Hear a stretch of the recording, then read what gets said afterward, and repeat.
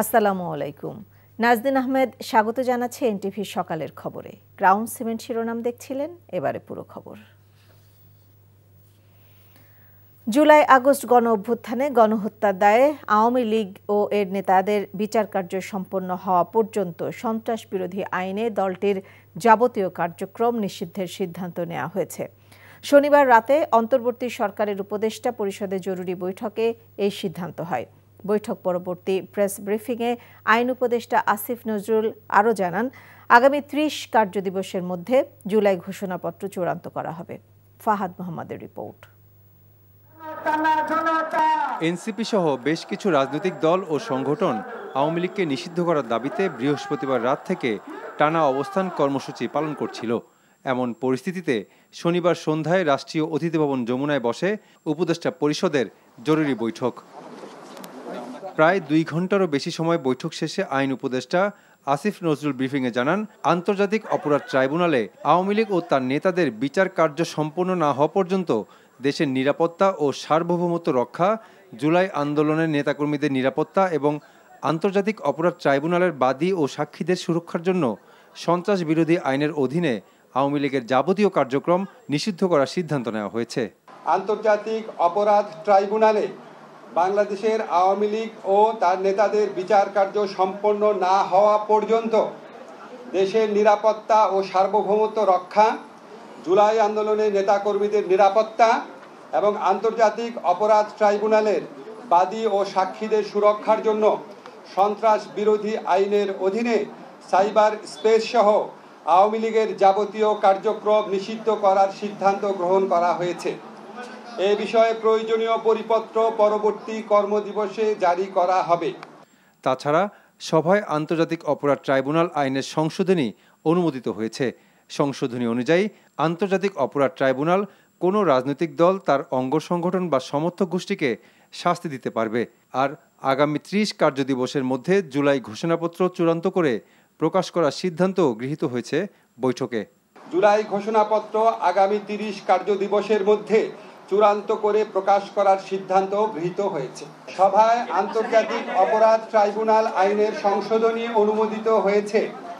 সংশোধনী অনুযায়ী আন্তর্জাতিক অপরাধ ট্রাইব্যুনাল কোনো রাজনৈতিক দল, তার অঙ্গ সংগঠন বা সমর্থক গোষ্ঠীকে শাস্তি দিতে পারবে।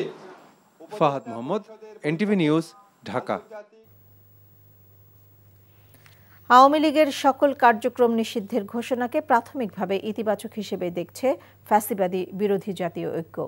তবে অবিলম্বে জুলাই ঘোষণাপত্র ও নির্বাচনের আগে বিচারের সুনির্দিষ্ট রোডম্যাপের দাবিও জানান এই মঞ্চের অন্যতম সংগঠক ও জাতীয় নাগরিক পার্টি এনসিপির দক্ষিণাঞ্চলের মুখ্য সংগঠক হাসনাত আব্দুল্লাহ।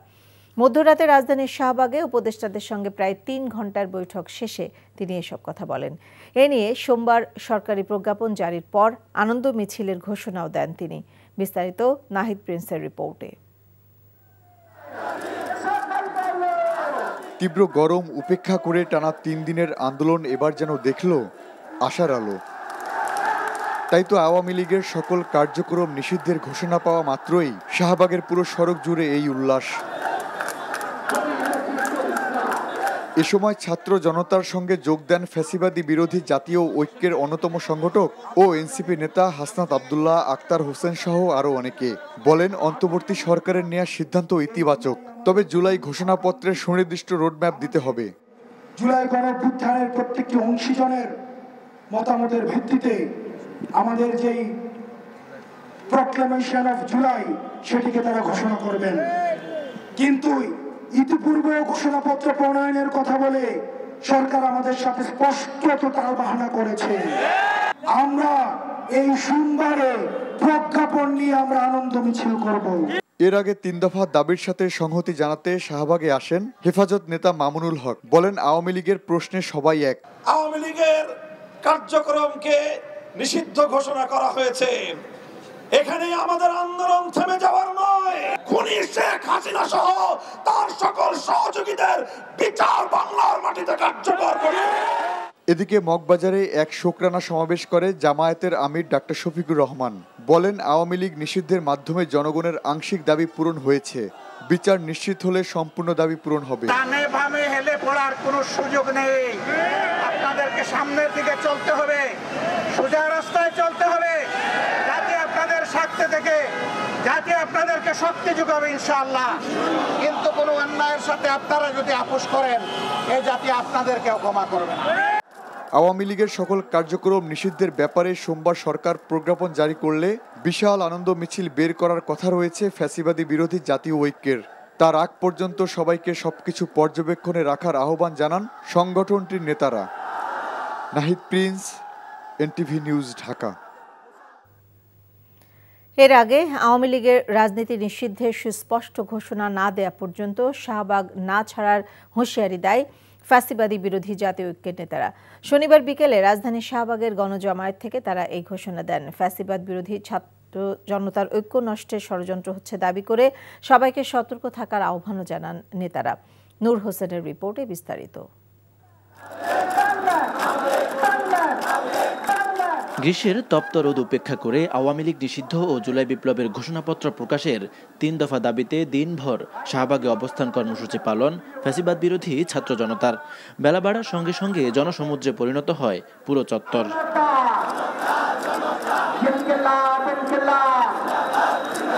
মিছিল নিয়ে একে একে গণজমায়েত স্থলে জড়ো হয় জাতীয় নাগরিক পার্টি, জামায়াতে ইসলামী, ইসলামী আন্দোলন বাংলাদেশ, ইসলামী ছাত্র শিবির সহ বিভিন্ন রাজনৈতিক ও সামাজিক সংগঠনের নেতাকর্মীরা।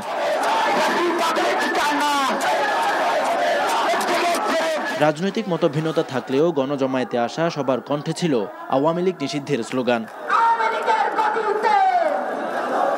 বিভিন্ন রাজনৈতিক দলের নেতাকর্মীর পাশাপাশি গণজমায়েতে উপস্থিত হন জুলাই আন্দোলনে আহত ও শহীদ পরিবারের সদস্যরা।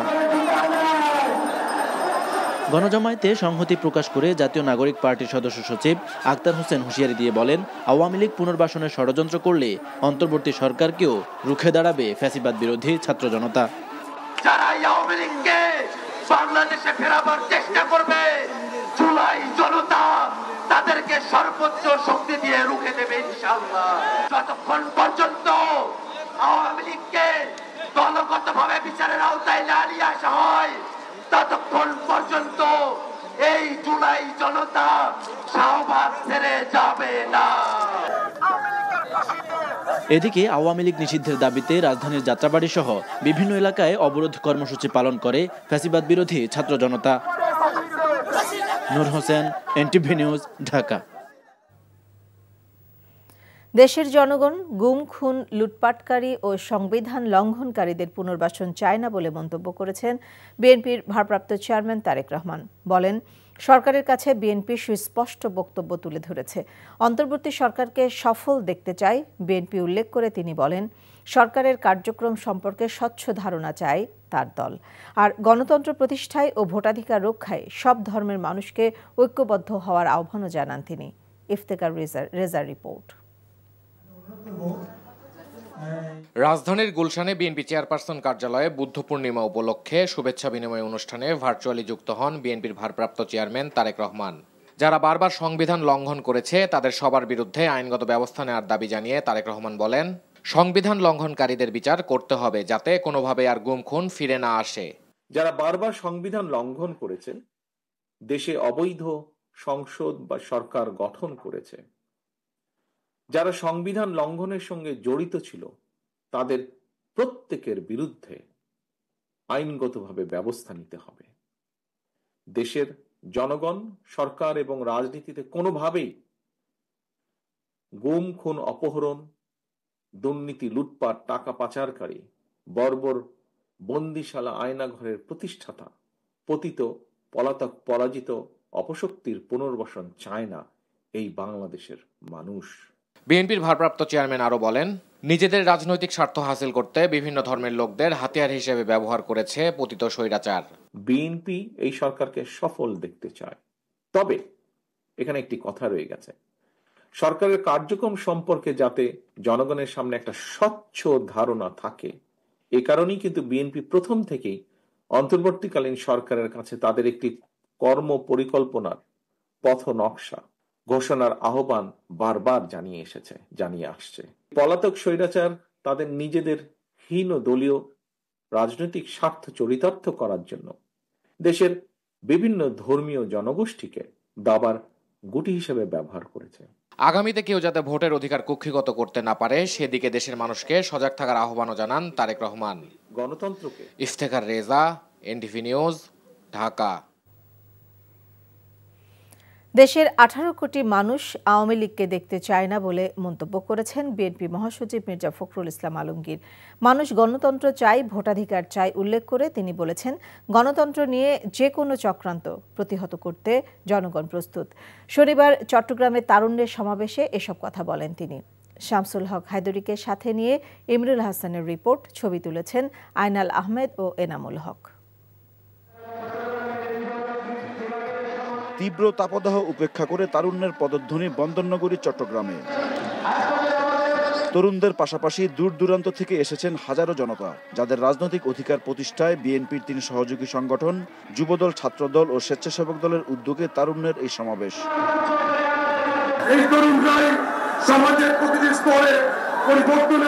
কানায় কানায় পূর্ণ হয়ে যায় পলো গ্রাউন্ড মাঠ। তিল ধারণের ঠাঁই ছিল না সেখানে, তবে ছিল চমক। তারুণ্যের সমাবেশের মঞ্চে হাজির হন জাতীয় ক্রিকেট দলের সাবেক অধিনায়ক তামিম ইকবাল। ওনারা যখন সুযোগ পাবেন তখন ওনাদের বেস্ট ট্রাই করবেন যে চিটাগং এর ইন্টারেস্টটা ওনারা সবচেয়ে আগে রাখবেন। এই স্পোর্টসকে ওনারা প্রমোট করবেন in the right possible way, যেরকম চিটাগং থেকে আবার আমরা আগের দিনে ফিরে যাই। লাখো মানুষের সমাবেশে বিএনপির মহাসচিব বলেন, স্বৈরাচার পালিয়ে গেলেও তাদের পেতাত্তারা চক্রান্ত অব্যাহত রেখেছে। আওয়ামী লীগের রাজনীতির ভবিষ্যৎ নিয়ে তার দলের অবস্থানও তুলে ধরেন মির্জা ফখরুল। দাবি হচ্ছে যে আওয়ামী লীগকে নিষিদ্ধ করতে হবে, তাই না? আমরা এই মাঠে যারা আছি তারা সবাই শুধু নয় বন্ধুগণ, আমরা বাংলাদেশের 18 কোটি মানুষ এই আওয়ামী লীগকে দেখতে চাই না।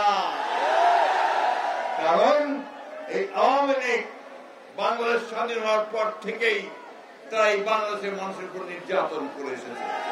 গণতন্ত্র ফেরাতে যাদের দায়িত্ব দেওয়া হয়েছে তারা তা পারছে না উল্লেখ করে অধিকার আদায়ে তরুণদের ফের জেগে ওঠার আহ্বান জানান বিএনপির মহাসচিব। দলের স্থায়ী কমিটির সদস্য আমির খসরু মাহমুদ চৌধুরী বলেন, বাংলাদেশকে জিম্মি করে কারো স্বার্থ আদায় করতে দেওয়া হবে না। আমাদের নেত্রী দেশনেত্রী বেগম খালেদা জিয়া, তিনি 9টা বছর শহীদ প্রেসিডেন্ট জিয়া রহমানের শাহাদাতের পরে গণতন্ত্রের জন্য পথে পথে মাঠে ঘাটে ঘুরে ঘুরে বেরিয়ে গণতন্ত্রকে ফিরে নিয়ে এসেছিলেন এরশাদকে পরাজিত করে।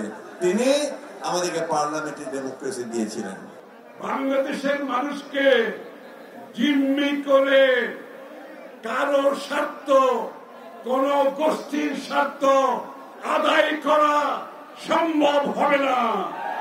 আপনারা লড়াই করেছেন বাংলাদেশের মানুষের মালিকানা ফিরিয়ে দেওয়ার জন্য। জাতীয় নির্বাচনের রোডম্যাপ ঘোষণার জন্য অন্তর্বর্তী সরকারকে চাপে রাখতে চায় বিএনপি। মূলত এই দাবিকে সামনে রেখে দলটির 3 সহযোগী সংগঠনের উদ্যোগে তারুণ্যের রাজনৈতিক অধিকার প্রতিষ্ঠার এই কর্মসূচি। বিএনপি চাচ্ছে ডিসেম্বরের মধ্যে ভোট, আর সেই নির্বাচনের সুস্পষ্ট পথরেখার দাবিতে সামনের দিনে আরও সোচ্চার হবার ইঙ্গিত দিচ্ছে তারা। Imrul Hasan, NTV news, Chattogram. Musapur regulator ভেঙে যাওয়ায় তীব্র নদী ভাঙনের মুখে ছোট ফেনী নদীর পাড়। জোয়ারের পানির তোড়ে বিলীন হচ্ছে ঘরবাড়ি, কৃষিজমি, মসজিদ, মাদ্রাসা, সড়ক। এতে ভাঙন আতঙ্কে দিন কাটছে স্থানীয়দের। তীব্র ভাঙন দেখা দিয়েছে সাতক্ষীরার আশাশুনি ও শ্যামনগর উপজেলার কপোতাক্ষ, মরিচচাপ ও খোলপেটুয়া নদীর তীরে। প্লাবিত হচ্ছে গ্রামের পর গ্রাম। বিস্তারিত ইমরুল কায়েসের ডেস্ক রিপোর্টে। ফেনী সোনাগাজী উপজেলার ছোট ফেনী নদীর তীরে তীব্র ভাঙন দেখা দিয়েছে। এতে চর দরবেশ, বগাতানা, চর মজলিশপুর সহ বেশ কয়েকটি এলাকার শিক্ষা প্রতিষ্ঠান, মসজিদ, মক্তব, রাস্তাঘাট নদীগর্ভে বিলীন হয়েছে।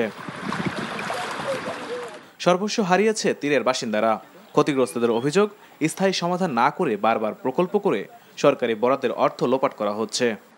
এগুলো সময় পুরোটা বসতি ছিল, শত শত বাড়িঘর আজকে নদী গর্ভে বিলেন। আমরা ঘর নদী ভেঙে নিচে গো, আমরা বহুত কষ্টে আছি, দুঃখে আছি, ছেলে বেলেলে কত কষ্টে দিন খাড়াই। এই বাড়িঘর চলে গেলে যে কোথাও আমরা দাঁড়াবো, আমাদের সেই ব্যবস্থা নাই। ভাঙন রোধে বিভিন্ন পদক্ষেপ গ্রহণ করা হয়েছে বলে জানায় পাওবো। নদী ভাঙন রোধে প্রকল্প প্রস্তাবনা দাখিল করেছে। বিশ্বব্যাংকের আর্থিক সহায়তায় Bangladesh sustainable recovery emergency preparedness strong প্রকল্পে 13 কিলোমিটার নদীতে সংরক্ষণের জন্য 195 কোটি টাকা প্রস্তাবনা রয়েছে। ক্ষতিগ্রস্তদের তালিকা করে পুনর্বাসনের উদ্যোগ নেওয়া হয়েছে বলে জানায় জেলা প্রশাসন। তালিকার ভিত্তিতে জেলা প্রশাসন প্রয়োজনীয় ব্যবস্থা গ্রহণ করবে, সেখানে তালিকা করা হচ্ছে, যাচাই বাছাই করা হচ্ছে। সেই প্রেক্ষিতে ক্ষতিগ্রস্ত ব্যক্তিদের পুনর্বাসন এবং অন্যান্য যে আর্থিক সহায়তা বা সেই লক্ষ্যে কার্যক্রম গ্রহণ করা হবে। এদিকে সাতক্ষীরায় বেড়িবাঁধ সংস্কার না করা ও জোয়ারের পানির চাপে কপোতাক্ষ, মরিচচাপ ও খোলপেটুয়া নদীর বিভিন্ন স্থানে ভাঙন দেখা দিয়েছে। নদীগর্ভে বিলীন হয়েছে বসতবাড়ি, রাস্তাঘাট। ঝুঁকিতে আছে ফসলি জমি, মাছের ঘের। বটদাল ভাঙতেছে, আবার বাকার ব্রিজের তলা ভাঙতেছে, আমাদের তেঁতুলিয়া ব্রিজের তলা পর্যন্ত ভাঙতেছে। বাজারের পাশে নদী ভাঙন আছে, নদীটা যদি ঠিক করা না হয় তা আমাদের ক্ষয়ক্ষতি হয়ে যাবে। জেলার 683 কিলোমিটার বেড়িবাঁধের ঝুঁকিপূর্ণ অংশ বর্ষার আগেই মেরামতের জন্য পদক্ষেপ গ্রহণ করা হয়েছে বলে জানায় পানি উন্নয়ন বোর্ডের এই কর্মকর্তা। ঝুঁকিপূর্ণ স্পটগুলো আছে, এগুলো সবগুলোই আমরা টেক ওভার করতে পারবো এবং বাঁধ ভাঙার মতন যে ঘটনা, ওই টাইপের ঘটনা যেন না ঘটে, তার জন্য যতটুকু প্রস্তুতি নেওয়া দরকার তার সর্বোচ্চটাই আমরা নিচ্ছি। প্রাকৃতিক বিপর্যয় ঠেকাতে জরুরি ভিত্তিতে টেকসই বেড়িবাঁধ নির্মাণের দাবি ভুক্তভোগীদের। Imrul Kayes, NTV news desk.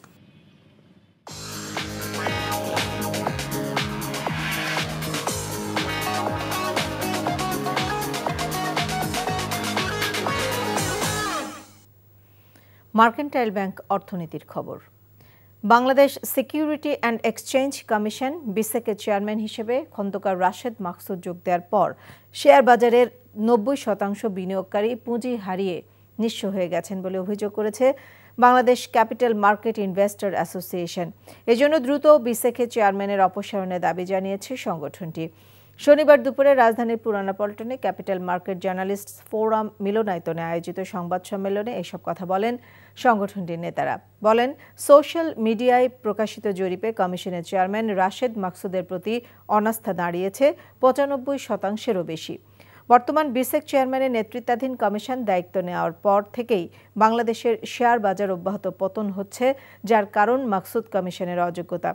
তাই এই কমিশন অপসারণ করে একজন দক্ষ, যোগ্য ও পুঁজিবাজার বিষয়ে অভিজ্ঞতা সম্পন্ন ব্যক্তিকে বিসেকের চেয়ারম্যান হিসেবে নিয়োগ দেওয়ার দাবি করেন তারা। এই ছিল সকালের খবরে।